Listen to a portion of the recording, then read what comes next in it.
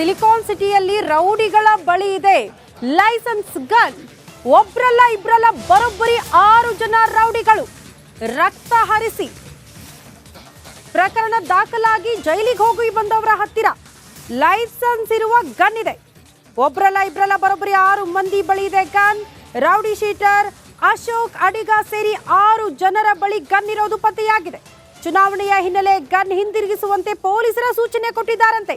ಈ ವೇಳೆ ರೌಡಿಗಳ ಬಳಿ ಕೂಡ ಗನ್ ಇರೋ ವಿಚಾರ ಬಹಿರಂಗಗೊಂಡಿದೆ. ವಿಚಾರ ತಿಳಿದು ಪೊಲೀಸರಿಗೆ ಬೆಂಗಳೂರು ಆಯುಕ್ತ ದಯಾನಂದ್ ಕ್ಲಾಸ್ ತೆಗೆದುಕೊಂಡಿದ್ದಾರೆ ಅನ್ನೋದರ ಡೀಟೇಲ್ಸ್ ಸಿಗ್ತಾ ಇರೋದು. ಯಾರು ಕೊಟ್ಟಿದ್ದಾರೆ ಲೈಸೆನ್ಸ್ ಗನ್ ಅಂದ್ರೆ ಪೊಲೀಸರೇ ಪರ್ಮಿಷನ್ ಕೊಟ್ಟಿರೋದು.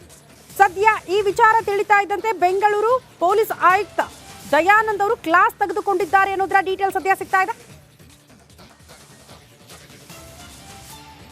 ಒಬ್ರಲ್ಲ ಇಬ್ರಲ್ಲ ಬರೋಬ್ಬರಿ 6 ಜನರ ಬಳಿ ಇದೆ ಗನ್. ರೌಡಿ ಶೀಟರ್ ಅಶೋಕ್ ಅಡಿಗ ಸೇರಿ 6 ಜನರ ಬಳಿ ಗನ್ ಇರೋದು ಸದ್ಯ ಪತ್ತೆಯಾಗಿರೋದು. ರಕ್ತ ಹರಿಸಿ ರೌಡಿ ಆದವರಿಗೆ ಲೈಸೆನ್ಸ್ ಕೊಟ್ಟಿದ್ದಾರೆ ಪೊಲೀಸರು. ಈ ಬಗ್ಗೆ ಮತ್ತಷ್ಟು ಡೀಟೇಲ್ಸ್ ಅನ್ನ ಕೊಡೋದಕ್ಕೆ ನನ್ನ ಸಹೋದ್ಯೋಗಿ ಮಾದೇಶ್ ಕೂಡ ಜಾಯಿನ್ ಆಗ್ತಿದ್ದಾರೆ. ಮಾದೇಶ್, ಕಾನೂನು ಸುವ್ಯವಸ್ಥೆಯ ಬಗ್ಗೆ ಪದೇ ನಮ್ಮನ್ನ ಪ್ರಶ್ನೆ ಕಾಡ್ತಾನೆ ಇರುತ್ತೆ. ರೌಡಿ ಶೀಟರ್ಗಳ ಹತ್ರ ಲೈಸೆನ್ಸ್ ಗನ್ ಹೇಗೆ ಪಾಸಿಬಲ್? ಪೊಲೀಸರು ಏನ್ ಮಾಡ್ತಿದ್ದಾರೆ ಅಂತ?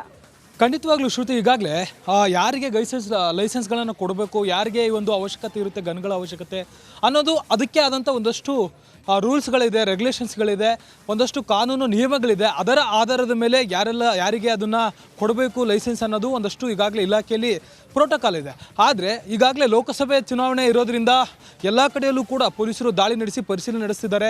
ಯಾವ್ಯಾವ ರೌಡಿಗಳಿದ್ದಾರೆ, ಯಾರ್ಯಾರ ಹತ್ರ ಗನ್ಗಳಿದೆ, ಲೈಸೆನ್ಸ್ಡ್ ಇದೆ, ಅವೆಲ್ಲವನ್ನು ಕೂಡ ಚೆಕ್ ಮಾಡಿ ಮಾನಿಟರನ್ನು ಮಾಡುವಂಥ ಕೆಲಸವನ್ನು ಮಾಡ್ತಿದ್ದಾರೆ. ಈ ವೇಳೆ ಒಂದಷ್ಟು ರೌಡಿಗಳಿಗೆ ಲೈಸೆನ್ಸ್ಡ್ ಸರ್ಕಾರದ ಅಂದರೆ ಇಲಾಖೆಗಳಿಂದ ಲೈಸೆನ್ಸ್ ಕೊಟ್ಟಿರೋದು ಪತ್ತೆಯಾಗಿದೆ. ಒಟ್ಟು 6 ಜನ ರೌಡಿಗಳ ಬಳಿ ಲೈಸೆನ್ಸ್ ಇರೋದು ಪತ್ತೆಯಾಗಿದೆ. ಯಾಕಂದರೆ ಇಲ್ಲಿ ಒಂದು ಪ್ರಶ್ನೆ ಮೂಡುತ್ತೆ, ರೌಡಿಗಳು ಏನು ಕೆಲಸ ಮಾಡ್ತಾರೆ? ಅವರ ಒಂದು ಜೀವ ಕಾಪಾಡೋದಕ್ಕೆ ಗನ್ ಯೂಸ್ ಮಾಡ್ತಾರಾ? ಇಲ್ಲ.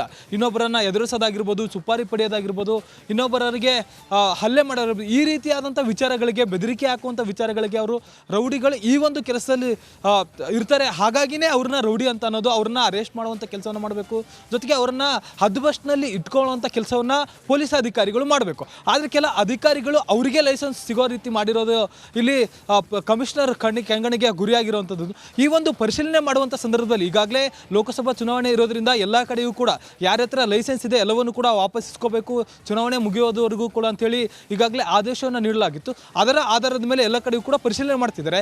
ಈ ವೇಳೆ ಪರಿಶೀಲನೆ ಮಾಡಿದಂಥ ಸಂದರ್ಭದಲ್ಲಿ ಒಟ್ಟು 6 ಜನ ರೌಡಿಗಳ ಬಳಿ ಲೈಸೆನ್ಸ್ಡ್ ಗನ್ ಇರೋದು ಗೊತ್ತಾಗಿದೆ. ಹೀಗಾಗಿ ಅವರು ಲೈಸೆನ್ಸ್ ಇಟ್ಕೊಂಡೆ ಇಷ್ಟು ದಿನ ಓಡಾಡ್ತಿದ್ರು ಅನ್ನೋಂಥದ್ದು ಪತ್ತೆಯಾಗಿದೆ. ಸದ್ಯಕ್ಕೆ ಇದಕ್ಕೆ ಸಂಬಂಧಪಟ್ಟಂತೆ ಯಾರೆಲ್ಲ ಲೈಸೆನ್ಸ್ ಗನ್ ಅನ್ನ ಕೊಡಿಸಿದ್ರು ಅಂತ ಅಧಿಕಾರಿಗಳಿಗೆ ಕಮಿಷನರ್ ಕ್ಲಾಸ್ ತೆಗೆದುಕೊಂಡಿದ್ದಾರೆ. Okay, thank you Madesh. ಇದಿಷ್ಟು ಪೊಲೀಸರೇ ಅಲರ್ಟ್ ಆಗಬೇಕಾಗಿರುವಂತಹ ಸ್ಟೋರಿ. ಇದು ಹೇಗೆ ಲೈಸೆನ್ಸ್ ಗನ್ ಕೊಟ್ಟರು ಅನ್ನೋದು ಪ್ರಶ್ನೆ ಆಗ್ತಾ ಇದೆ.